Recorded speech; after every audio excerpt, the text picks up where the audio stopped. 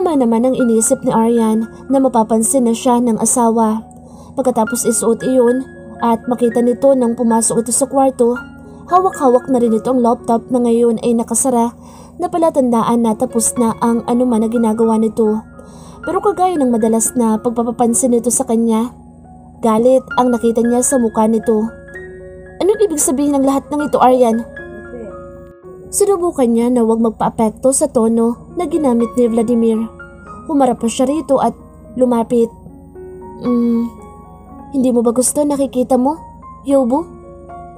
Sinadya pa niya na palamyusin ang boses at gumamit ng sikat na love endearment sa Korea. Ipinulupot ni Aryan ang kanyang kamay sa leeg nito. Nagiwas ng tingin si Vladimir pero nararamdaman niya na tila kinakabahan ito dahil bahagyang nanginig ang lalaki. Ibig sabihin lang noon ay naaapektuhan nito sa kanya. Kinakabahan man ay tila nagdiriwang din ang puso ni Aryan. This is not you. Don't you like the other side of me? Hindi mo ba gusto na lumalabas na ako sa shell ko? Naalala niya noon na in-encourage siya ni Vladimir na magsalita, na kahit papaano ay gumawa ng kalokohan dahil mahinhin nga siya at madalas na ilag sa mga tao. Don't you want me? Doon tumingin muli sa kanya si Vladimir. Diretso sa mga mata ang tingin nito. Hindi mo na kailangang itanong. You know, I want you. Kung sa ibang pagkakataon, mamumula lang siguro si Aryan, pero hindi sa pagkakataong iyon. She wanted to be blatant because she wanted Vladimir to. Then, prove it. Naging isang malaking gulat para kay Aryan ang sumunod na ginawa ni Vladimir.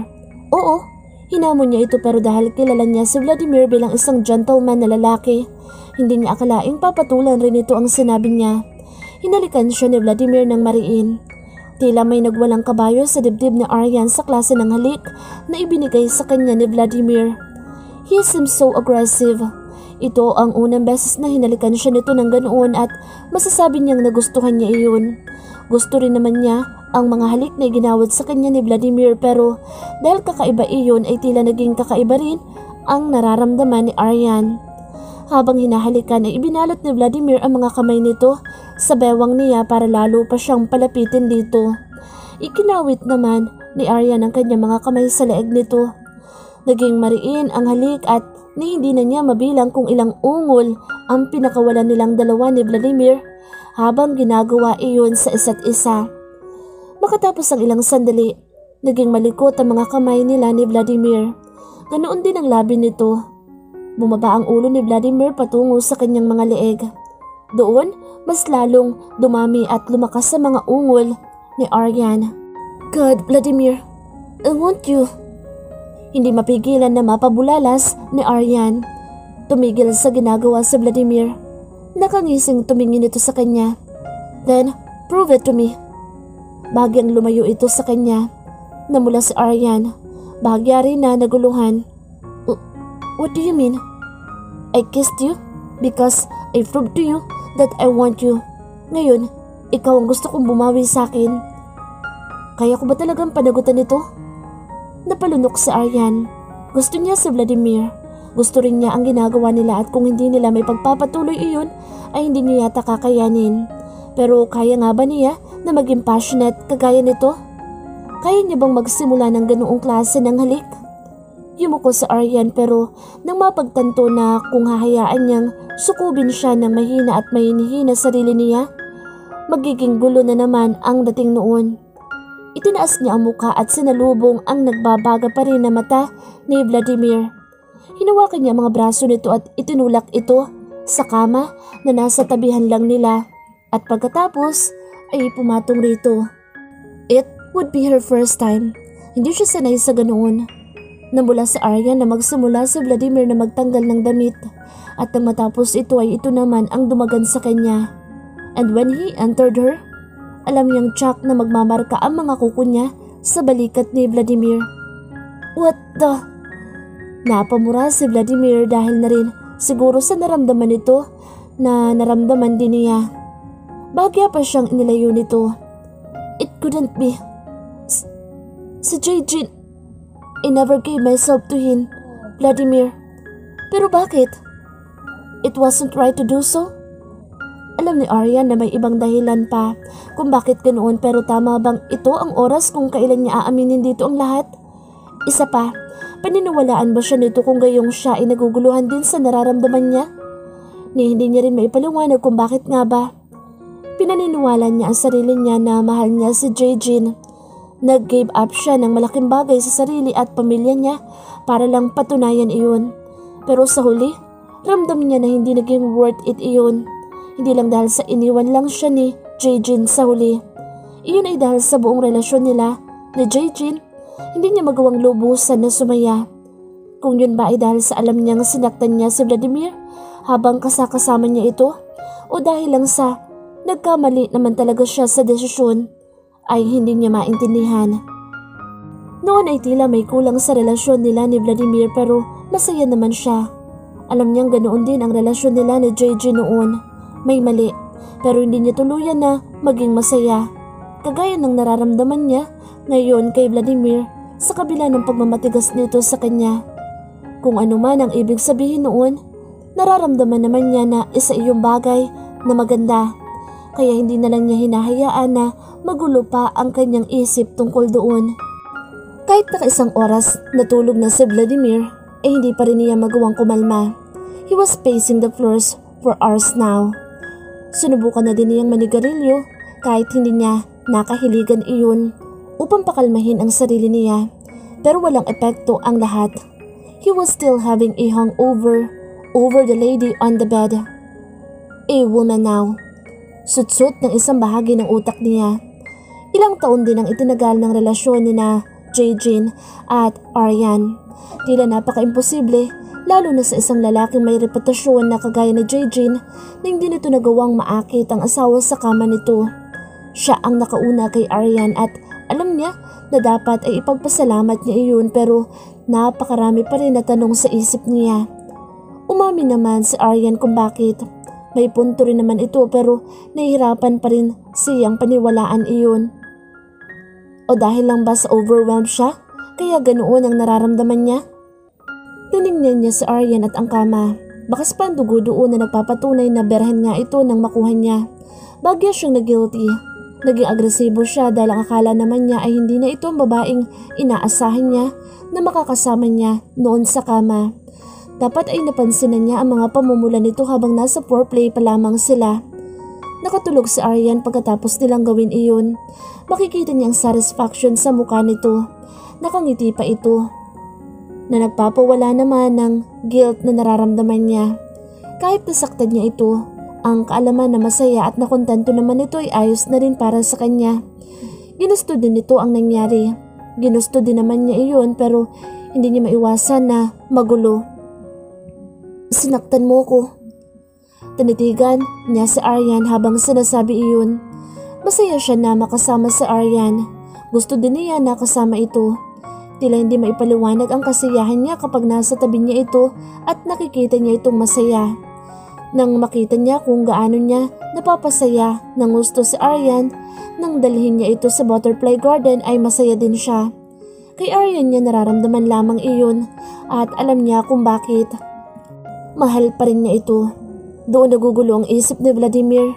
Tama ba na mahalin niya si Aryan gayong sinaktan siya nito? Kahit na pinipili nitong bumawi sa kanya ngayon, hindi niya maiwasan pa rin na magduda.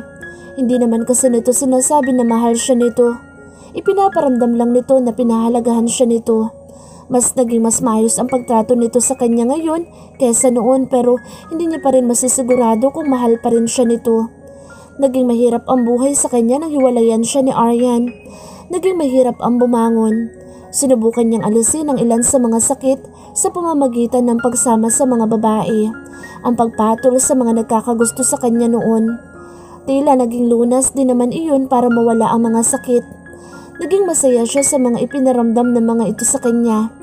Nagkaroon din siya ng mga girlfriends pagkatapos ng relasyon nila, pero kahit masasabi niyang naging masaya siya, iba pa rin ang saya na dala ni Aryan sa kanya. Sa kabila ng sakit na ipinadama nito sa kanya, hindi niya pa rin maiwasan na magalit ng husto rito. Hindi niya pa rin maiwasan na mahalin ito. And I'm beyond sorry for that, Vladimir. Nagulat si Vladimir na magsalita at magmulat ng mga mata si Aryan. Gising na ito. Lumayo siya rito. Hindi niya inaasahan na magigising ito at lalong hindi siya mapakali. Nagpunta siya sa terrace ng villa na tinutuluyan nila. Nagsisimula ng lumabas ang araw. Naramdaman ni Vladimir na bumangon si Aryan sa kama at sinundan siya. Nakumpirma niya iyon nang magsalita ito sa kanyang likuran. Even the most beautiful days eventually have their own sunsets. Ganoon ang nangyari sa atin, Vladimir. But a sunset also brings promise of a new dawn, right? Naging napakatagal nga lang pagkatapos mabigyan ng sunrise ng panibagong simula. Kagaya ng nangyayari ngayon. Kagabi ay masama ang panahon pero makikita mo na ngayon ay wala na iyon. Na tila magiging maganda ang araw dahil wala na ang ulap na nakapaligid sa paglabas pa lamang ng araw. Sana ay ganoon din tayo. Pagkatapos ng masamang pinagdaanan ay magkakaroon pa rin ng pag-asa na magkakaroon ng panibagong simula. Hindi nagsalita si Vladimir. May punto si Aryan. He had to let go of the past in order to have a new beginning. Minsan na din niyang sinabi ang ganoon kay Philip. Pero tama nga sila. Madali lang magsalita. Mahirap gumawa. Sinubukan man niya ay naging mahirap panindigan. Sa tuwina, kahit na guilty na siya sa ginagawang pagbawi sa dating nobya, ay masasabi niyang nagulang pa rin siya sa pagbawi. Hindi naman sinasadya ang iba dahil kailangan naman talaga iyon sa trabaho at importante iyon. You are my husband now, Yobu. And no matter how hard you push me away, I'll always come back to you. Hindi ko nahayaan na masira pa ang relasyon natin. So please, accept me. O kung hindi man, learn to trust me. Trust me na hindi ko na muling gagawin sa iyo ang lahat ng ginawa ko sa iyo noon. Niyakap siya ni Aryan sa likod. Napapikit si Vladimir pero hindi niya tinanggihan ang yakap nito. Gusto niya iyon. Gusto niya si Aryan. Ano pa bang pumipigil sa kanya gayong humingi na ito ng tawad at bumabawi na sa kanya? Wala na. Dapat. Good. Napatigil muna si Aryan sa pagbati nang tiningnan ang relo. Na makitang lagpas alas 12 na ay itinuloy niya ang pagsasalita. Afternoon. Ara? What are you doing here? Nakakunot man ang noo ay nakita niyang napangiti rin si Vladimir na makita siya. Mula sa pagkakaupo sa swivel chair ng opisina nito ay tumayo din ito at sinalubong siya. Dahil na-miss. Hindi na natapos ni Aryan ang sasabihin na bigla-bigla na lang siyang halikan ng asawa. Muntok pa niyang mabitawan ang balutan na dala-dala dahil nanginig yata ang tuhod niya sa intense ng halik na iginawad nito sa kanya. I missed you and your sweet lips too. Ngingiti-ngiti naman na sabi ng asawa pagkatapos ng halik. Namula sa Aryan, hindi niya inaasahan na gagawin iyon ni Vladimir. But unexpected things are always the best, right? Ganoon ang naramdaman niya sa iginawad sa kanya ni Vladimir. Lunchtime na, dinalhan kita ng pagkain mo. Itinaas niya ang dalang balutan. Lalong nagliwanag ang mukha ni Vladimir sa ginawa niya. Hinaplos nito ang kanyang pisngi. So sweet of you. Pero naunahan mo lang ako. Papaalis na din sana ako ng office para umuwi sa penthouse para makapag-lunch date tayo. Tumas ang isang kilay niya. At bakit mo naman gagawin iyon? Ayaw mo na ba na dinadalaw kita sa opisina mo? Halos araw-araw para lang ipaalala sa iyo na kailangan mo na mag-lunch? Tumawa si Vladimir. Gusto, syempre. That just proves that I have a very loving wife. Pero palaging ikaw na lang ang bumabawi sa akin. Gusto ko na ako naman sana. Isa pa, I'm off this afternoon. Gusto ko sanang may puntahan tayo after lunch. At ano naman yun? Isang linggo na ang nakalipas simula nang makauwi sila ni Vladimir galing Thailand. At hindi kagaya ng dati, hindi na naging false alarm ay pinapakita sa kanya ni Vladimir. Nagtuloy-tuloy na ang pagiging hot nito at hindi na nagpapakita ng kalamigan sa kanya. Hindi na rin ito inuungkat ang tungkol sa nakaraan na naramdaman niyang siyang pumipigil dito sa pagbawi sa kanya. The 2 weeks have been a very blissful week. Araw-araw din ay pinagdarasal ni Arya na sana ay magpatuloy na iyon. Masyado na kasi siyang nasasanay na bumabalik na ang dating Vladimir na kilala niya. It's a surprise again. Ngumisi ito at niyaya na siyang kumain ng lunch. Hindi na rin niya inungkat si Vladimir tungkol sa sorpresa nito dahil gusto niyang panatilihin ang excitement. Pagkatapos kumain ng lunch ay sumakay sila sa kotse ni Vladimir. He had his own BMW convertible at kahit may sariling driver ay mas pinili ng asawa na mag-drive. Tila nag-road trip silang dalawa ni Vladimir papuntang Tagaytay. Lalo na nang binuksan nito ang bubong noon. Maaliwalas ang panahon kaya lalong naging mas maganda ang pagpunta nila doon. Ginulo ng malakas na hangin ang buhok niya pero okay lang dahil nag-enjoy siya. Itinigil ni Vladimir ang sasakyan sa lugar na animoy isang hardin. Nasabik si Aryan, lalo na nang makitang hindi lang iyon basta hardin dahil nakakita siya ng maraming paru-paru. It's a butterfly garden. Mukhang napaka-pribado rin ang lugar dahil tanging ang sasakyan lang na gamit-gamit ni Vladimir ang nakikita niya sa lugar. Magkahawak kamay na nilibot nila ang hardin at wala pa rin silang nakakasalubong na tao. Solo nila ang lugar. Mas nasiyahan si Aryan sa kaalaman na iyon dahil walang istorbo sa date nila ni Vladimir. Hindi naman iyon ang unang beses na nag-date sila ni Vladimir. Simula na magkaayos muli sila. Halos araw-araw nga ay lumalabas sila. Mapa lunch date o ang pinakamadalas ay dinner date. Madalas siya nitong dinadala sa mga sikat na fine dining restaurant sa Maynila. Nagpapaparty din ito para formal siyang ipakilala sa kumpanya na pagmamayari ng mga ito bilang asawa nito. Magtatagal si Vladimir sa sinilangang bansa dahil na rin maraming issue doon ang inaasikaso nito. Hindi pa rin kasi naayos ang nangyari sa manufacturing company sa Batangas at nadagdagan pa iyon ng bagong problema sa isang factory naman na mga ito sa Rizal. Stable naman daw kasi ang nasa New York at sa Korea na siyang madalas din na pinupuntahan ng asawa. Wala namang kaso sa kanya iyon dahil nagugustuhan na rin naman niya ang buhay niya sa Pilipinas. Kahit na ba hindi iyon ang bansa kung saan siya lumaki. Isama pa na parte rin ng buhay niya ang Pilipinas dahil na rin iyon naman ang kinalakhan ng kanyang ina. Malayo-layo din ang nalalakad nila ni Vladimir sa butterfly garden nang mapansin nila na ang hardin pala na iyon ay may bahay sa dulo. Napatingin siya kay Vladimir nang ngingiti-ngiti nang mapansin niya ito. Napansin ko na mukhang hindi public place ang lugar na ito.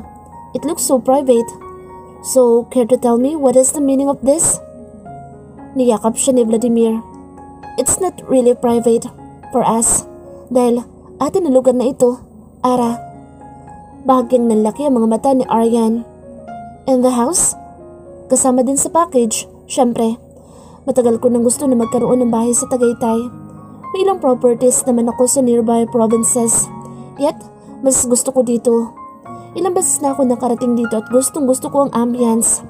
It was very relaxing and calming. Isama pa na perpektong lugar din ito sa butterfly garden na alam kong gustong gusto mo. Pagmamayari ito ng isang mag-asawa na mahilig sa butterfly. Pero dahil malapit nang mag-migrate ang mag-asawa sa Canada, ibinenta na lang nila ito. Luckily, I got the deal. Hindi na mahalaga sa kanya kung hindi man mismo si Vladimir ang nagpagawa ng bahay at binili lang iyon ito sa iba. What matter is not making efforts. And it's a big one. Ikinataba ng puso ni Aryan iyon. Why are you doing this, Vladimir? Gusto ko makitang masaya ka. Dahil kapag masaya ka, masaya din ako. I know, having your own butterfly garden will make you happy. Tama-tama ang lugar na ito. Ano pa? Gustong itanong ni Aryan. Marami pa siyang gusto na marinig kay Vladimir. Marami pa siyang inaasahan dito. Nararamdaman niyang bumabalik na ito sa dating Vladimir na kilala niya dahil sa mga ginagawa nito. Pero kahit ganoon, he still never said the words. Pinahahalagahan siya ni Vladimir. Kung ituring siya nito ay siya ang pinaka-importanteng babae sa buhay nito. Ilang beses na rin naman itong sinabi iyon sa kanya pero hindi ang salitang mahal siya nito. But actions speak louder than words, right? Yun na lang ang palaging iniisip ni Aryan. Nararamdaman naman niya na mahal siya nito kahit hindi nito sinasabi ang mga kataga. Dapat ay makontento na siya doon. Nakuha na niya ang higit sa nararapat para sa kanya. Napakaswerte ko talaga na makilala ka, Vladimir. You are right. I'm so happy. Hinalikan nito ang tuktok ng ulo niya. Pagkatapos ay niyaya siya nitong pumasok sa loob. Kagaya ng binili nitong bahay nila sa Korea ay maganda din ang loob noon at may kalakihan din. Matatanaw din ang Taal Lake at Taal Volcano sa terrace ng bahay. It was really a wonderful house. Mas masasabi ni Arya na gugustuhin niya na tumira roon kaysa sa bahay nila sa Korea. Like it? I love it. Do you want to live here? Alam ko, marami magsasabi na mas maganda kung gagawin itong rest house pero gusto kong tumira ka rito. Gusto kong tumira rito. Kahit na ilang oras din ang layo mula sa Makati. It's okay. Kaya ko namang I like it here. I love it. Isa pa, alam ko na gusto mo rito. Gusto kitang mapasaya, Vladimir. Kung nasaan ka man, dapat ay nandoon din ako. We are one now. And the only place I want to be is wherever you are. Totoo ang lahat ng sinabi niya kay Vladimir. Kontento na siya. Basta nasa tabi niya ito at ramdam niya na pinahalagahan siya nito. Kahit na baramdam niya na tila may kulang pa roon ay masaya na rin siya.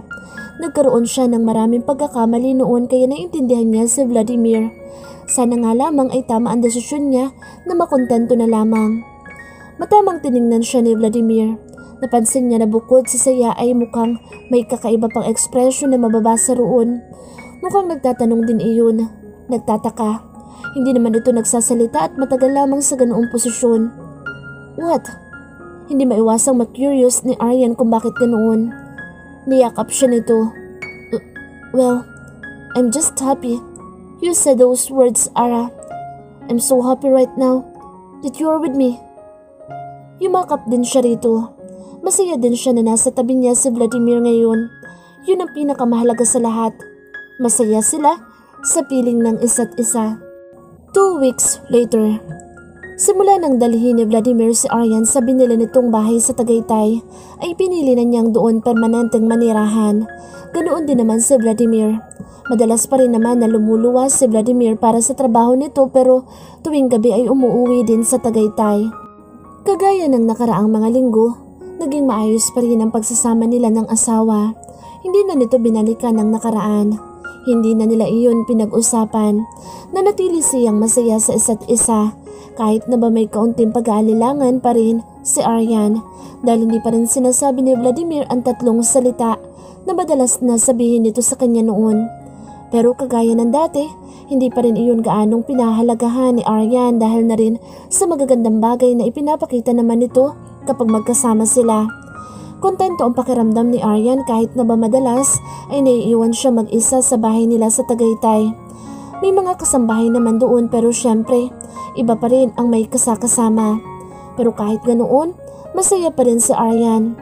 Ang isipin pagkatapos ng minsan ay nakakainip na araw ay darating si Vladimir ay nagiging kapanapanabik na para sa kanya. Alam ni Aryan na maaaring may mali dahil tila umiikot na ang buhay niya sa kanyang asawa.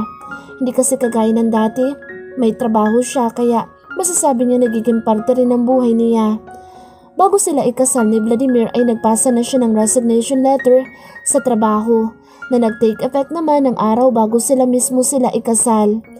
Kaya technically, wala na siyang trabaho. Gusto kasi talaga niyang bumawi kay Vladimir at ayaw niya ng kahit na ano pa na hadlang. Naging mabuti naman sa kanya ang desisyon dahil na rin sa mga kagustuhan ni Vladimir. Nasa Korea ang trabaho niya noon at mas mahihirapan siyang gambanan ang responsibilidad niya sa asawa kung ito ay gustong nasa Pilipinas. Wala na rin namang kaso sa kanya na gawin ang mga responsibilidad kay Vladimir bilang asawa kaysa ang palaguin pa ang kanyang career dahil masaya siya sa kanyang ginagawa.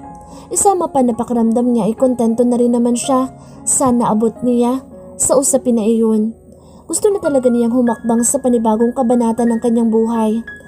Kahit may mga kasambahay sila sa bahay, ay madalas na pinipili pa rin ni Arya na siya ang maghanda ng mga kailangan ni Vladimir, lalo na't araw-araw itong umaalis para pumasok sa opisina. Maaari naman itong magtrabaho sa bahay pero mas pinipili nito na pumasok sa opisina dahil ayon rito, kailangan daw madalas ang presensya nito doon. Isama pa na pabalik-balik din ito sa mga kumpanya sa Pilipinas na may mga mabibigat na pinagdadaanan ngayon. Kabi-kabila ang mga meetings dito, pero ngayong umaga ay hindi mapigilan ni Arya na hindi mainis kay Vladimir dahil sa ginagawa nito sa buhay nito. Kailangan mo ba talagang lumuwas? Kakaunti pa lang ang tulog mo at inuubo ka pa. Huwag ka na lang kayang pumasok. Ginagawa naman ni Aryan ang lahat para mapanatili na maayos ang asawa pero hindi pa rin mapigilan na magkasakit ito dahil na rin siguro sa pagod. Mahirap ang routine nito. Minsan ay ginigiit na rin naman niya na bumalik na lang sa penthouse pero si Vladimir ang may ayaw. Masaya siya sa Tagaytay pero ayaw naman niya na nahihirapan ito ng ganoon. Pero mapilit si Vladimir. Gusto nitong manatili siya sa malaking bahay dahil mas nararapat daw siya para roon. I can manage. Don't worry about me. Paninigurado naman ni Vladimir bago ito umalis. Ayoko na nagkakasakit ka, Vladimir. I know. Concerned ka sa akin kaya ka nagkakaganito.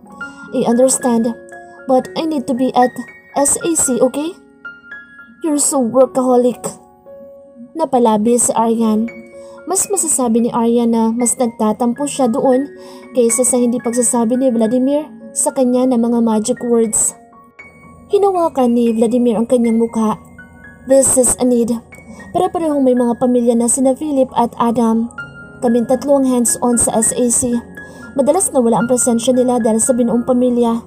Kung gagaya din ako sa kanila, papaano na ang kumpanya? What about me? Pamilya mo na rin naman na ako ha. I know, but you need to understand. May anak na ang dalawa at tayo. Wala pa naman. Natigilan si Aryan. Kailangan ba muna na magkaroon sila ng anak para isipin naman nito ang sarili nito? Isang buwan na rin na kasal sila ni Vladimir ngayon. Simula nang may mangyari sa kanila sa Thailand at maraming beses na nasundan din iyon. Hindi sila gumagamit ng kahit na anong proteksyon kaya hindi imposible na sa lalong madaling panahon ay kagaya ng mga kaibigan nito ay magkaanak na din sila ni Vladimir.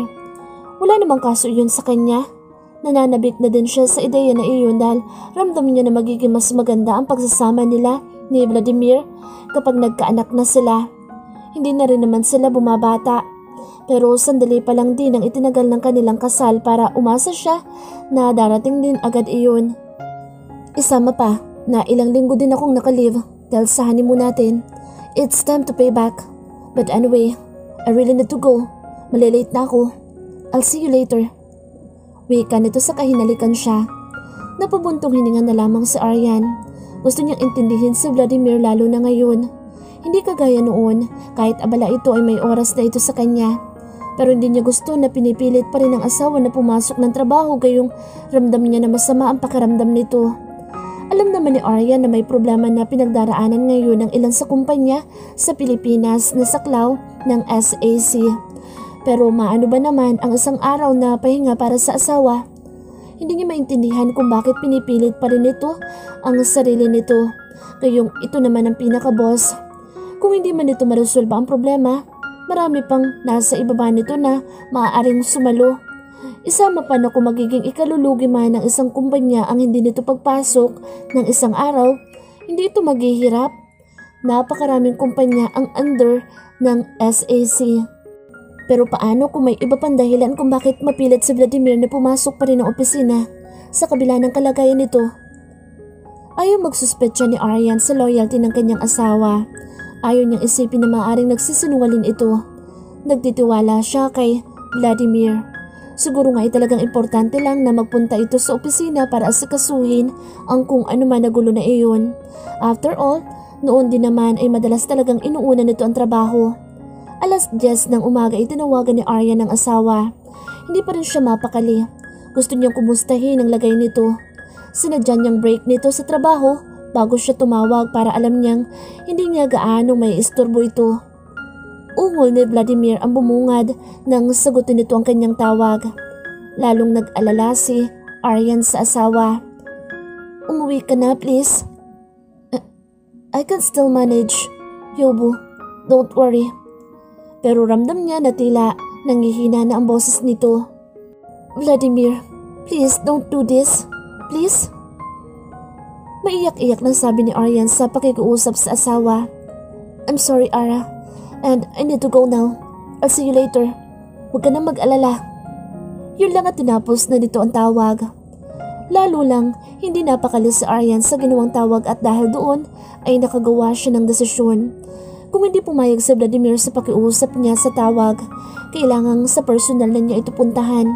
Hindi man rin iyon umayon, kanina ay magbabaka sakali siya na sa pangalawang pagkakataon ay pumayag na ito. At kung hindi man niya ito mapapatigil sa pagtatrabaho nito, ay mas mapapanatag siya kung nasa malapit lang siya kung may mangyaring masama rito. Nagpahatid siya sa driver papunta sa opisina ng SAC sa Makati. 2 oras din ang naging biyahe ni Arya na makarating siya sa opisina. Lunch break na nang dumating siya. Wala ang sekretaryo nito sa labas at wala din siyang nakasalubong sa opisina nito. Malamang ay nag-lunch na rin ang asawa niya at malamang ay wala ito sa loob ng opisina pero pinilit na magbaka sakali ni Aryan. Binuksan ni Aryan ang opisina ni Vladimir para lang magulantang sa kanyang nakita. May babae sa opisina nito. Singkit na ang mga mata ni Aryan pero lalo pa iyong naningkit dahil sa nasaksihan. May sariling couch si Vladimir sa opisina nito at nandoon ang kanyang asawa. Nakahiga ito at may isang babae na nakatungo rito. Kitang-kita niya na kahit ba nakatagilid ito sa kanya ang malanding ngiti sa labi nito. Ito ba ang dahilan kung bakit pinipilit pa rin ni Vladimir na magtungo sa opisina sa kabila ng lagay nito? Pinakatitigan niya ang babae. Pakiramdam ni Aryan ay nagbaga ang kanyang katawan nang mamukhaan ng babaeng iyon. Nakilala niya ang babae. Ito din ang babaeng nakita niya noon na kasama ni Vladimir nang puntahan niya ito noon para sana ay makipagbalikan rito. History repeats itself ba ang peg nila ngayon? I can't live with this. Pero hindi ko rin hahayaang kagaya noon. Naduwag akong kumprontahin si Vladimir at hindi na lang ituloy ang plano dahil sa sakit na naramdaman ko. Lumapit si Aryan. Napansin niya na tila tulog si Vladimir sa couch at mukhang hindi naman aware sa ginagawa ng malanding babae. Pero hindi niya gaanong pinansin iyon. Hindi niya gustong maging isang babae na mukhang nagger pero hindi niya mapigilan ang sarili. Galit na galit siya. Isama pa na asawa na niya ngayon si Vladimir. Malaki ang karapatan niya rito. Kinuha ni Aryan ang buhok ng babae at kinaladkad palayo sa asawa niya. What the? Nagmura ang babae dahil sa ginawa niya. Nagbabaga ang tingin na ibinigay nito sa kanya at itinaas din ang kamay upang sampalin sana siya pero naging maagap siya upang pigilan iyon. How dare you looking at my husband like that? Alam niya na mali din naman ang kanyang ginagawa dahil hindi naman siya sigurado kung anong ginagawa ng babae sa asawa. Pero dahil sa sobrang galit dahil may pinaalala din sa kanya ang babae noon ay nagawa niyang gawin iyon. Napalakas din ang kanyang boses na sa tingin niya ay ngayon lang niya nagawa sa buong buhay niya. How dare me? I should have said those words to you, bitch. I really don't see why Vladimir still married you when you hurt him in the first place. That's none of your business. You go away, you bitch. Gustong mapatutop ni Aryan ang noo dahil hindi siya sanay na makipag-away ng ganoon. Yun din ang unang beses na masabi niya ang salitang iyon. Aryan? Naputol ang init sa pagitan nila ng babae sa tinig na iyon ni Vladimir. Tumingin silang dalawa ng babae sa lalaki na mukhang nagising dahil sa kanilang pagtatalo. Paalisin mo siya ngayon din, Vladimir. Itinuro ni Aryan ang babae. Lumapit siya kay Vladimir. Nagtago sa likod nito na para bang bata. Kumunot ang noo ni Vladimir. Lara? What are you doing here? Sa gulat niya tumawa ang babae. What? Vladimir? Pretending that you just saw me because your beloved housewife came unannounced? You know what I am doing here. Tumingin din siya kay Vladimir. Ayaw niya na isipin na namutla ito pero yun talaga ang nakita niya sa mukha ni Vladimir. Parang may kumurot sa puso niya. Kung ganoon ang reaksyon ni Vladimir, malamang nga na totoo ang sinasabi ng babae. Mukhang natakot ito. God, Lara, I don't want to see you again. Nagingit-ngit ang ngipin ng babae pero salip na si Vladimir ang atakihin nito. Siya ang pinagsalita nito. I'm one of Vladimir's mistress, darling. I still don't get enough of him even if we parted years ago.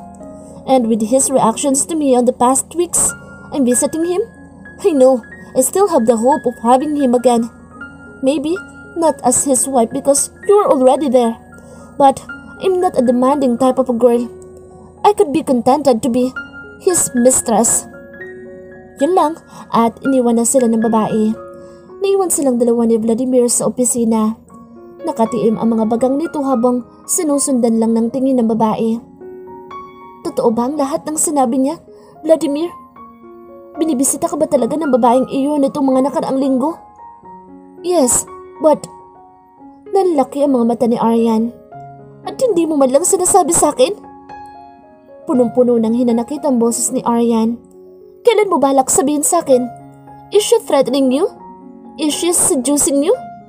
O kaya, dahil hindi mo sinasabi sa akin ay dahil may balak ka rin na magpaakit sa kanya? Kumunot ang noo ni Vladimir. You're talking nonsense, Aryan. Ni hindi nagawang makinig ni Aryan sa sinasabi ng asawa. Masyadong tumatak sa isip niya ang naging akusasyon niya rito at kung ano maaari maging epekto noon sa relasyon nila. Masyado siyang nasaktan. Naisip din niya bigla ang mga ginawa sa kanya ni Vladimir nitong mga nakaraang linggo. Nakabuo siya ng ideya doon na lalong nakapagpasakit sa kanyang nararamdaman. Kaya mo ba binili ang bahay sa Tagaytay? Para mailayo mo ako sa inyong dalawa?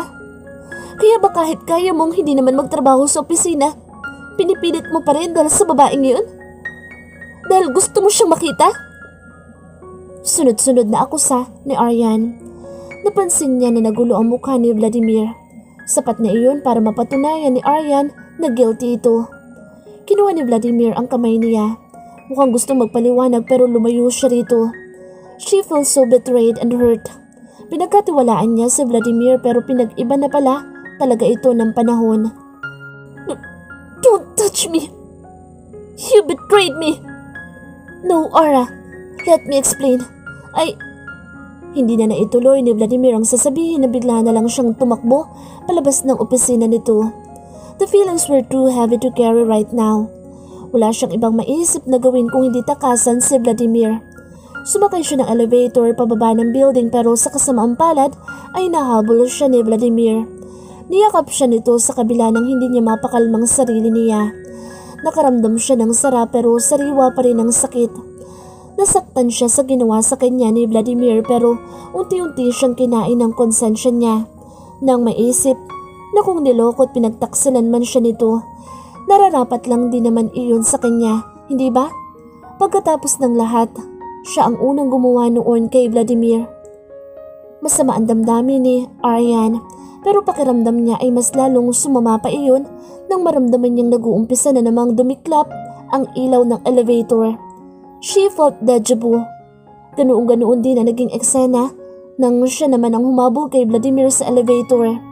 At tama nga ang naging hinala niya sa maaaring mangyari. It happened again. The elevator got stuck. Sumpa na yata yun sa kanilang dalawa kapag nagkakaroon sila ng pag-aaway ni Vladimir. Nagdim din ang ilaw. Napayakap na din siya kay Vladimir dahil sa nangyari. Pero kasabay noon ay napaiyak na siya. Hush, Ara, calm down. Hinagod ni Vladimir ang kanyang likod. This elevator is really playing a trick on us. I'm scared, Vladimir. Kung yun man ay dahil sa sitwasyon nila ngayon o dahil sa maaaring mangyari sa kanilang relasyon, hindi may paliwanag ni Aryan. It's okay. We are going to be alright. Siguro ginusto na rin ng tadhana na ma-stuck tayo dito dahil kailangan talaga natin mag-usap. You shouldn't run away from me. Nasaktan ako. It's so hard to bear the pain that I just want to escape from it. I want to escape from you. Tumango-tango si Vladimir. I understand. Pero hayaan mo magpaliwanag ako. Hindi ko gustong nagagalit ka ng ganyan sa akin. I should hate you, Vladimir. Pero kagaya ng sinabi mo sa akin, nang malaman mo na nasasaktan ako, nararapat lang naman sa akin ang lahat ng sakit na ito, di ba? Ara, ako ang unang nanloko sa'yo. Ako ang unang nagtaksil. Kung binabawian mo naman ako ngayon, I deserved it. Lahat ng sakit, I deserved it. I deserved all this pain. Huwag mong isipin yun, Ara. I'm sorry. I'm sorry na nagawa ko sabihin sa iyo mga salitang iyon noon. Masyado akong kinain ng galit ko sa iyo. Hindi ka nararapat para sa sakit. Hindi rin nararapat na masaktan ka ng ganito. Hindi ko intensyon yun. At hindi din iyon ang nangyari. Mali ka ng iniisip mo. I can't help it. I feel so neglected. Masaya man ako sa Tagaytay pero hindi ko maiwasang makaramdam ng kakaiba nitong mga nakaraan na ayaw. Na ayaw mo namang makinig sa akin. Alam kong nahihirapan ka rin sa paulit-ulit na pag-uwi sa bagong bahay natin. Tapos ngayon malalaman ko na ilang beses ka nang pinupuntahan ng babaeng iyon dito. I feel so betrayed. Hindi mo sinabi sa akin yun. Pakiramdam ko'y nagsisinungaling ka. I want you to be on our home. Gusto ko din naman na umuwi doon dahil sa mga sinasabi kong dahilan kaya binili ko ang bahay na iyon. Kahit mahirap para sa akin, pinipilit ko dahil pagdating ko doon ay worth it ang lahat. And the reason why I didn't tell you about Lara is because I don't want you to worry. Ilang beses na nga niya akong binabalikan but I resist her. Sa totoo lang ay pinaban ko na nga siya sa kumpanya. Kaya hindi ko lang alam kung bakit siya nakapasok ngayon. Isa pa, hindi ko siya gusto. Ang kung ano man ang nangyari sa amin noon, nakaraan na iyon. Kaya dali lang siyang mapaniwala nito dahil ramdam niya ang sincerity nito sa bawat mga salita. Pero hindi ibig sabihin noon ay nawala na lahat ng takot niya. I know her, Vladimir, and I'm scared of her. Siya ang unang babaeng ipinalit mo sa akin. 2 linggo pagkatapos natin maghiwalay. Kumunot ang noo ni Vladimir. Paano mo siya nakilala? Hindi ko siya kailanman ni-recognize bilang mga naging girlfriend ko. Sa pagkakaalam ko din ay walang kahit anong magazines o society newspaper ang naglathala tungkol sa naging kaugnayan ko sa kanya. Isama pa na ilang beses lang din naman kami nagkasama. Hanggang sa guluhin niya ako ngayon. Nahuli ko kayo, Vladimir. Ikinuwento niya rito ang tagpong natagpuan niya noon sa apartment nito. Binalikan mo ako? Tila may bumara sa lalamunan ni Vladimir nang sabihin iyon. I feel so guilty, Vladimir. Masyado din ako naging impulsive. Alam ko na parang may mali sa relasyon natin noon pero hindi ko dapat ginawa iyon. You're good for me. Napapasaya mo din naman ako. But when Jae-jin came, I think I am happier. Pero false alarm lang pala iyon. I think what I felt was that I am so much flattered that a guy like him approached me. Sino bang hindi? She was every girl's dream. Isa din ako sa mga nagkakagusto sa kanya. Pero nang sinubukan ko ang relasyon namin, hindi ako makapakali. Naisip ko na guilty lang ako sa ginawa ko pero nararamdaman ko na hindi lang yun. Pakiramdam ko hinahanap-hanap kita. Gusto ko makita ang mukha mo sa mukha ni Jae-jin. And when I saw you with that girl in your apartment, nasaktan ako ng gusto. Kung hindi kita mahal noon, bakit ko naramdaman ang sakit na yun? Minahal kita, Vladimir. Hindi ko lang siguro napagtanto iyon dahil masyado akong nasanay sa'yo. Bata pa lang tayo, magkasama na tayo. Alam ko na secure ako sa'yo. Secure din ako sa relasyon natin. Napakatagal na ng pinagsamahan natin na pakiramdam ko wala na namang magbabago. Siguro kinailangan ko ng space at naibigay iyon nang dumating si Jae-jin sa buhay ko. Nagulo naman iyon. Nakaramdam ng kakaiba ang puso ko na ipinagkamali ko namang i-categorize na pag-ibig. Lumalakas lang ang tibok ng puso ko kapag kasama siya dahil proud ako na pinili niya ako. Nasa dinami-dami ng babae, napansin niya ako. Gusto kong naramdaman ko pero hindi din iyon nagtagal. Lalo na nag-uumpisa na akong kainin ng guilt sa ginawa ko sa'yo. At nang makita kita na may kasamang iba, masaktan ako. Kung hindi kita minahal, tama ba na masaktan ako? Nasaktan din naman ako na maghiwalay kami ni Jae-jin pero nang makasama kita, nang malaman kong pumayag ka na makapagbalikan sa akin, nawala ang lahat ng sakit. Na hindi ko na nga siya naisip na maghiwalay kami. Mas naisip ko pa ang panghihinayang tungkol sa iyo kaysa sa sakit na ginawa niya sa akin. Pero na magkahiwalay tayo, iba ang sakit. Daladala ko yun sa mga nakalipas na taon. Hindi nawala. Palagi ako nangihinayang. I guess, nangyari sa akin ang katagana. You only realize that you love the person when he or she is not with you anymore. I took you for granted, Vladimir.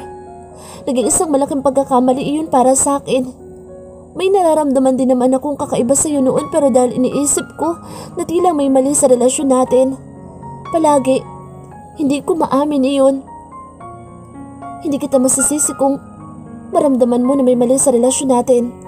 Sa una pa lang naman talaga ay mali na iyon. You had been a bargain in the depth of your father. Siguro iniisip mo na parang ipinipilit tayo sa isa't isa. Tumango si Aryan sa sinabi ni Vladimir.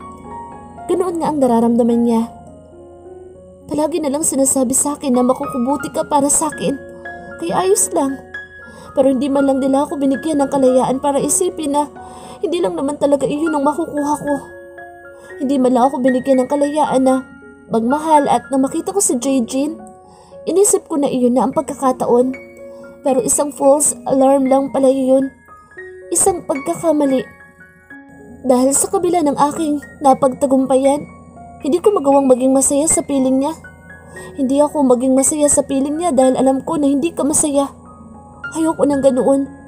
Ayoko nasasaktan ka. Hindi ba't ganoon na nagmamahal?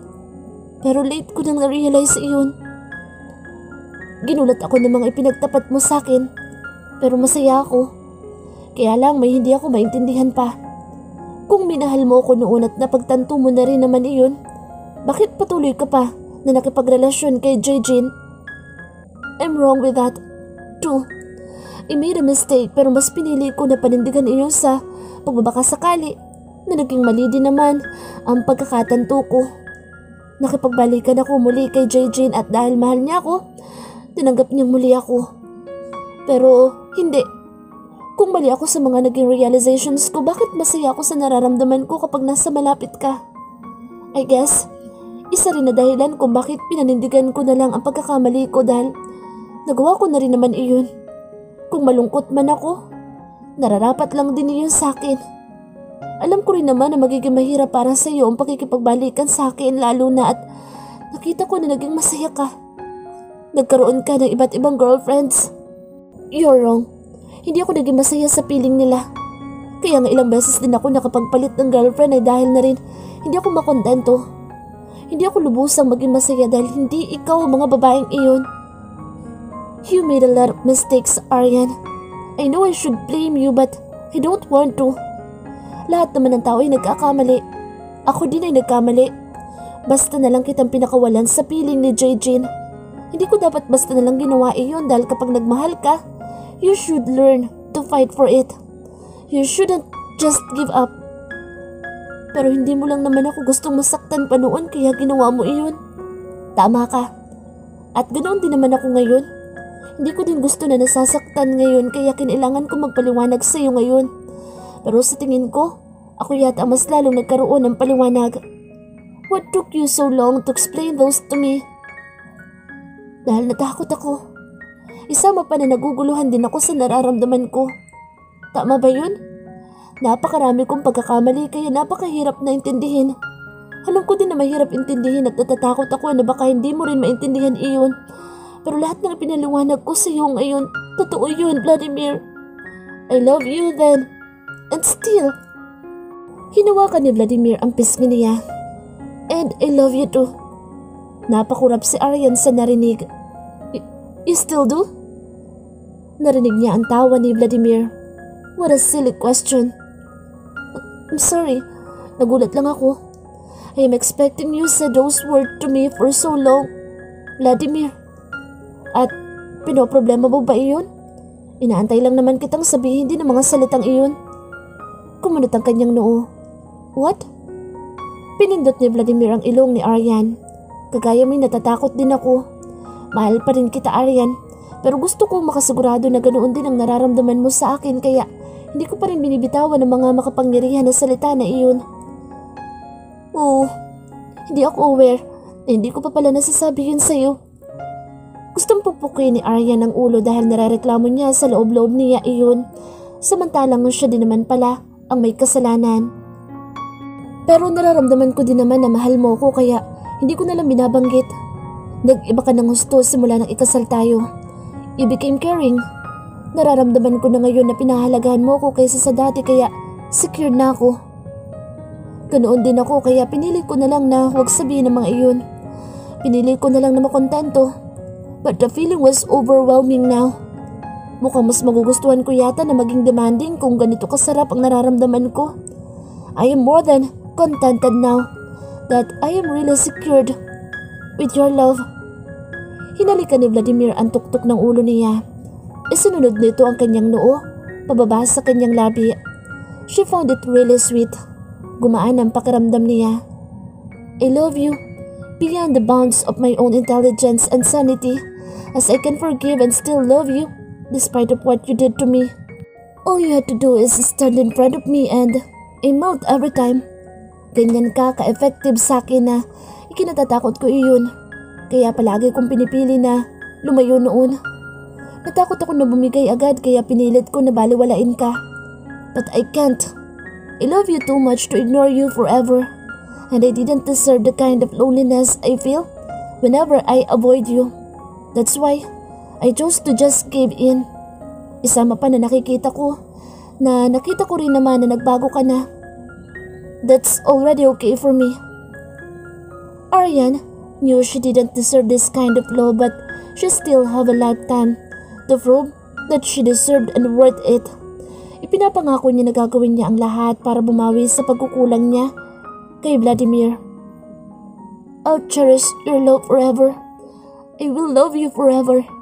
I will take care of you. I will... Napatigil si Aryan sa huling pangungusap na sinabi. Naalala niya ang dahilan kung bakit nga pala siya nagpunta sa opisina ng asawa. Oh God! Namutla din siya sa isipin na pinago niya ito ng gusto dahil sa tantrums niya. What? What's wrong? You're not feeling well and... Itinaas ni Aryan ang kamay upang tingnan ang lagay ng init ng katawan nito. Hindi naman ito mainit pero hindi pa rin maiwasang mag-guilty ni Aryan. Hindi dapat kita pinagod. Aalagaan kita, di ba? Ipinapangako ko pa lamang yan sa iyo pagkatapos hindi ko na agad napanindigan. I feel so horrible. Tumawa si Vladimir sa gulat niya. Relax, ayos na ako ngayon. Hindi mo ba nakita sa couch kanina? When you called me, I feel so really unwell. Binaliwala ko ang tawag mo pero sa totoo lang ay hindi naman talaga. Ilang minuto pagkatapos ng tawag mo, bumigay na ako. Nagpahinga ako sa couch. May problema man pero naisip ko na mas lalo siguro magkakaproblema kung hahayaan ko na magtrabaho gayong masama ang pakiramdam ko. Naisip din kita. Alam ko rin naman kasi na magagalit ka kapag umuwi ako na masama pa rin ang pakiramdam ko kaya inisip ko na unahin din ang sarili ko paminsan-minsan. Hindi ko rin namalayan na sa pagtulog ko ay pumasok si Lara. I guess sinadya niya talaga na lunchtime para wala ang sekretarya ko para harangin siya. Dahil nagawa niyang takasan ng bodyguards. Are you sure? You're really feeling well now? Ngumisi si Vladimir. Hindi pa pala. Kinulang pa pala ako sa gamot. Napataas ng isang kilay si Aryan. You mean, you and your sweet lips are my cure. The sweetest medicine in every disease. Wika nito sa kahinalikan muli siya. At kagaya ng ipinangako ni Aryan sa sarili, papatunayan niya na gagawin niya ang lahat para bumawi. She kissed him back with the same intensity. Hindi na nila namalayan ni Vladimir kung gaano katagal nagtagal ang paghahalikan nila. Hindi na rin alintana kung hanggang kailan sila may stuck sa elevator na iyon. Pero baliwala na kay Aryan muna iyon ngayon.